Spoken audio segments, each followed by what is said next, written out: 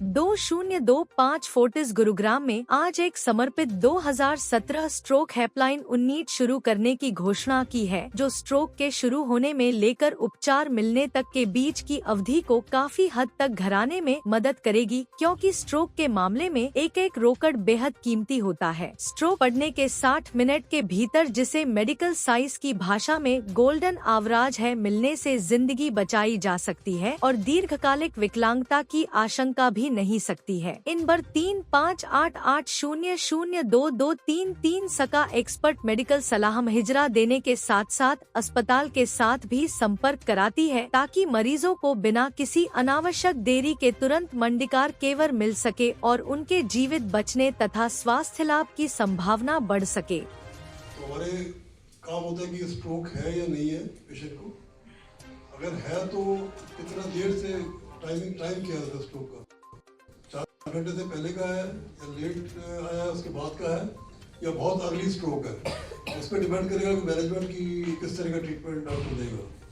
और स्ट्रोक नहीं है तो ट्यूमर भी हो सकता है, वो भी प्रेजेंट करता है इस तरह से, और एपिलेप्सी भी इस तरह से प्रेजेंट करती है, वीकनेस आ जाती है तो भी लगता है कि स्ट्रोक है।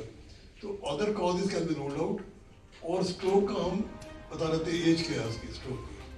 उसके बाद फिर डॉक्टर इलाज करते हैं, अकॉर्डिंगली फिजिशियन रेडियोलॉजिस्ट लोग इलाज करते हैं उसका। फर्स्ट ऑफ ऑल टीम उम्मीद की तरफ से आप सबका थैंक यू, धन्यवाद कि आप अपना टाइम निकाल के हमारे साथ आए, और इस नोबल इनिशिएटिव में आपका सपोर्ट हमारे लिए बहुत ज़रूरी है। स्ट्रोक आप सबको पता है, बेसिकली हिंदी में जिसे लकवा मारना बोलते हैं, और इंडिया में इसका इंसिडेंस बहुत ज़्यादा है, पूरे वर्ल्ड में ज़्यादा है, लेकिन मेरा नाम डॉक्टर साहिल कोहली है। मैं फोर्टिस हॉस्पिटल गुड़गांव में एडिशनल डायरेक्टर न्यूरोलॉजी में काम करता हूँ। तो सर इफेक्ट क्या इफेक्ट ज़्यादा इफेक्ट होते हैं स्ट्रोक को लेकर, इफेक्ट्स क्या है? देखिए, स्ट्रोक के इफेक्ट्स डिपेंड करते हैं कि ब्रेन के किस एरिया में स्ट्रोक होता है। इसमें बोलने की दिक्कत हो सकती है, समझने की दिक्कत हो सकती है, एक अंग जो है वो अधरंग हो सकता है, हाथ में दिक्कत हो सकती है, टांग में दिक्कत हो सकती है, आँख के देखने में परेशानी हो सकती है, जिसको कहते हैं एकदम देखना बंद हो गया, या फिर चलने फिरने में बैलेंस के इश्यूज हो सकते हैं। स्ट्रोक का कारण क्या है? देखिए, स्ट्रोक के जो सबसे प्रमुख कारण है वो ये है कि हाई ब्लड प्रेशर का होना, डायबिटीज़ का होना, हाई कोलेस्ट्रॉल होना, किसी को स्मोकिंग धूम्रपान बहुत ज़्यादा करते हैं, बहुत ज़्यादा अल्कोहल इंटेक होना, और सीडेंटरी लाइफस्टाइल, यंगस्टर्स में स्ट्रेस और नींद पूरी नहीं हो पाना, फिजिकल एक्टिविटी नहीं हो पाना, ये भी प्रमुख कारण देखे जा रहे हैं। डॉक्टर साहब, ड्रिंक ना करे और स्मोक ना करे, उसको भी क्या लक्षण मिलते हैं? हो सकते हैं। देखिए, स्मोकिंग तो एक मेजर रिस्क फैक्टर है, जो कि अगर वो कर रहे हैं तो उनमें स्ट्रोक होने के रिस्क डेफिनेटली ज़्यादा हैं।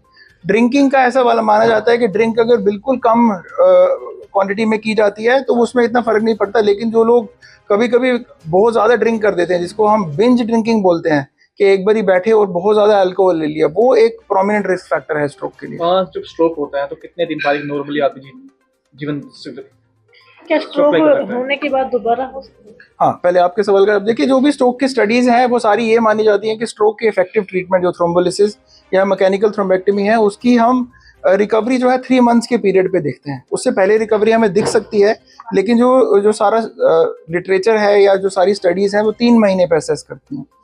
स्ट्रोक दोबारा डेफिनेटली हो सकता है अगर किसी को डायबिटीज़ है या अनकंट्रोल्ड बीपी है, उनको एक बार स्ट्रोक हो गया, उन्होंने स्ट्रोक का ट्रीटमेंट भी सब ले लिया, लेकिन फिर भी डायबिटीज़ अच्छे से कंट्रोल नहीं की, सिगरेट पीते रहे, क्या नाम ब्लड प्रेशर अच्छे से कंट्रोल नहीं किया और दवाइयाँ रेगुलरली नहीं खाई, तो डेफिनेटली स्ट्रोक होने के चांसेस दोबारा रहेंगे। टाइम की इम्पोर्टेंस जानने के लिए आपको पहले ये समझना पड़ेगा कि स्ट्रोक के नंबर्स क्या हैं। देखो, हिंदुस्तान में डेटा ये कहता है कि 1 में से 5 या 6 लोगों को लाइफ टाइम रिस्क है स्ट्रोक होने का।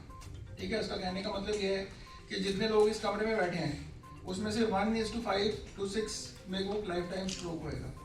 स्ट्रोक ऐसे टाइम पे होता है जब आपको हेल्प अवेलेबल नहीं होती, क्योंकि सुबह 6 बजे, सुबह 2 बजे रात को, और उस वक्त क्या करना है वो बहुत ही इंपॉर्टेंट है, क्योंकि अगर वो टाइम बाउंड मेडिकल इमरजेंसी है, अगर उसके ट्रीटमेंट में डिले हो गया तो रिकवरी में भी डिले रहता है। 12 से 15 लाख लोगों को स्ट्रोक हो रहा है हिंदुस्तान में 1 साल में, जिसमें से जिन लोगों को एक डेफिनेटिव ट्रीटमेंट जो होता है स्ट्रोक का, स्ट्रोक थ्रोम्बोलिसिस है, वो काफ़ी कम लोगों को मिल पा रहा है। तो इस नंबर का इम्पोर्टेंस ये है कि ये नंबर डेडिकेटेड रहेगा स्ट्रोक के लिए। अगर किसी को भी रात को 2 बजे डाउट हो रहा है कि ये स्ट्रोक है, तो वो रादर देन अपने किसी रिलेटिव्स के फ़ोन करके कंफ्यूजन में रहें कि ये स्ट्रोक है कि नहीं है, हमें क्या करना है, तो हमने ये नंबर रखा है जिसमें आप तुरंत फ़ोन करके बताएंगे कि हमें ये सिम्टम्स हो रहे हैं और वो बता देंगे कि हाँ ये लाइकली स्ट्रोक है। तो अगर ये नंबर आप उसको पिक कर सको, क्योंकि सबसे बड़ी प्रॉब्लम ये है कि स्ट्रोक पिक ही नहीं होता है। अगर पिक ही नहीं होगी कोई चीज़ तो इसका इलाज कैसे होगा? तो सबसे पहले आप फ़ोन करके ये पूछ सकते हो कि ये सिम्टम्स हो रहे हैं, तो क्या ये स्ट्रोक हो सकता है? वो बोलेंगे हाँ लाइकली स्ट्रोक हो सकता है। तो तब दूसरा स्टेप आता है उसका ट्रीटमेंट का। ट्रीटमेंट भी इम्पॉर्टेंट है, क्योंकि जो थ्रोम्बोलिसिस हम बोलते हैं, जो इसका डेफिनेटिव ट्रीटमेंट है, उसकी गाइडलाइन स्टैंडर्डाइज्ड है पूरी दुनिया में। अगर किसी को अमेरिका में भी स्ट्रोक होता है, किसी को इंडिया में भी होता है, वो हर जगह सेम फॉलो की जाती है। लेकिन वहाँ पे लोग जल्दी हॉस्पिटल पहुँच जाते हैं, यहाँ नहीं पहुँच पाते। Time is brain. जितना जल्दी हम स्ट्रोक को आइडेंटिफाई करें उतना ही जल्दी ट्रीटमेंट स्टार्ट होता है और उतना ही जल्दी ब्रेन के सेल्स को बचाया जा सकता है। सो इसलिए इसमें ऐसा कुछ भी नहीं होता कि आप कुछ ट्रीटमेंट ऐसा है जो घर पे कर पाएं। अगर आपको या किसी परिजन को या आसपास के रिश्तेदार को स्ट्रोक जैसे सिम्टम आ रहे हैं तो हॉस्पिटल लेके जाना मैंडेटरी है। जल्दी से जल्दी हॉस्पिटल पहुंचना मैंडेटरी है। ये जो हेल्पलाइन है ये उसी चीज को इजी करने का एक मात्र साधन है, ताकि ये नंबर हर किसी के फोन पे रहे।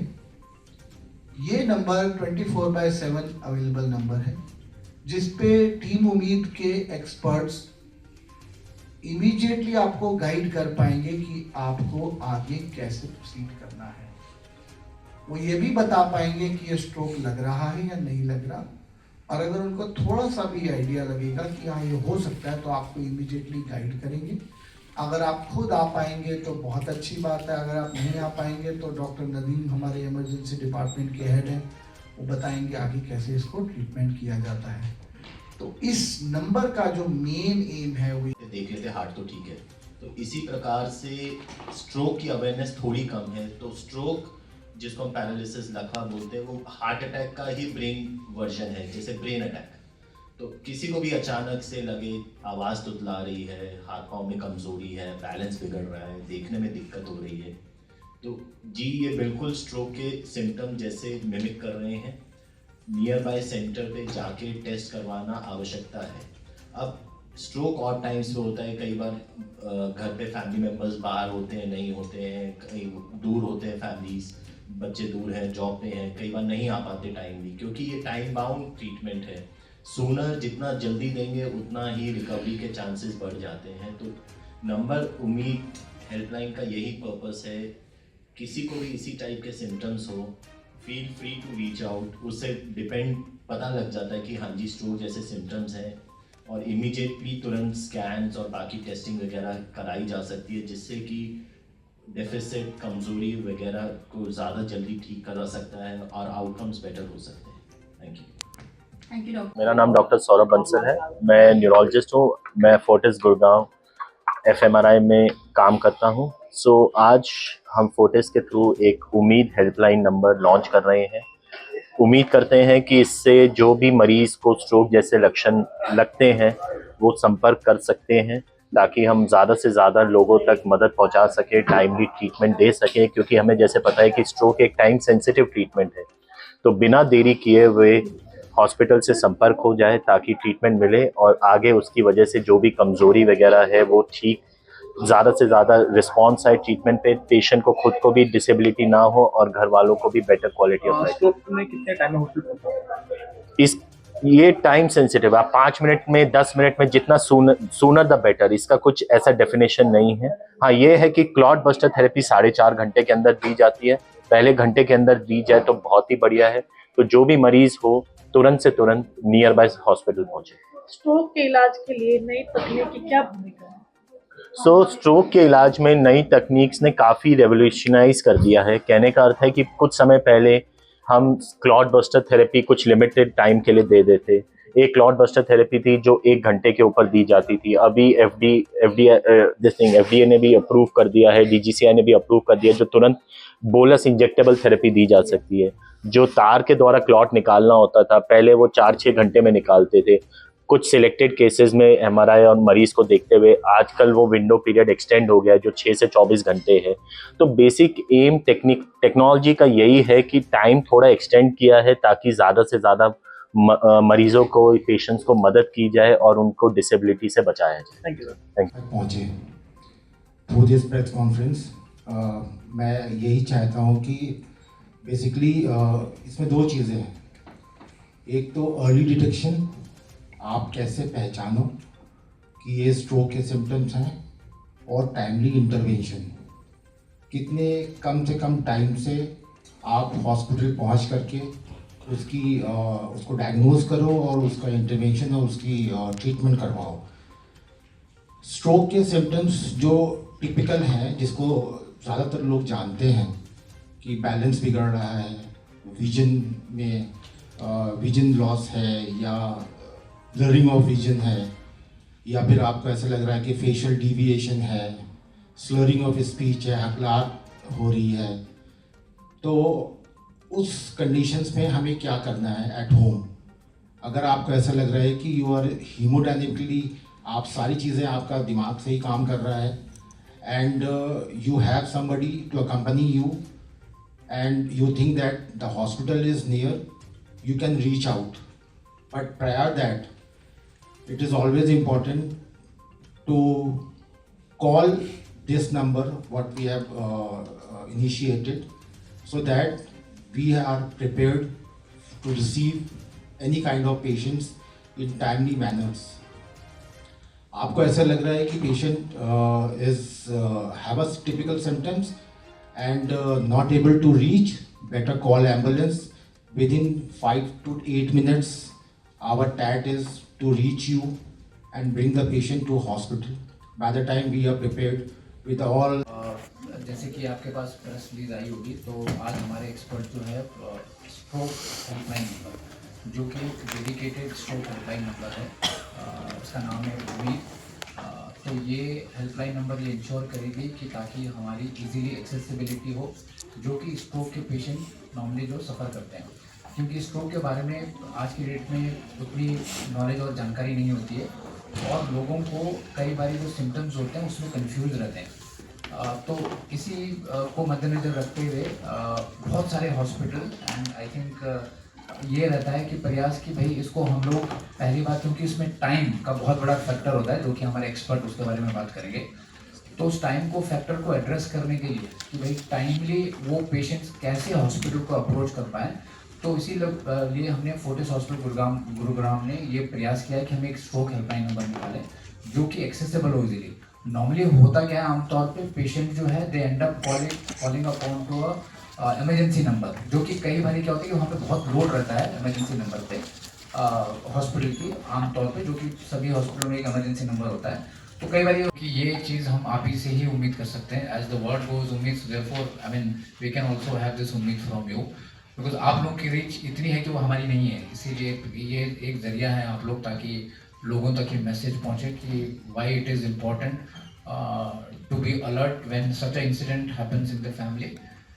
एंड इसमें एक, अगर आपने स्ट्रोक के बारे में पढ़ा होगा, एक एब्रिविएशन फास्ट करके जो आता है, तो उसमें टी एक बड़ा इंपॉर्टेंट काम है लास्ट में, T which is timely action.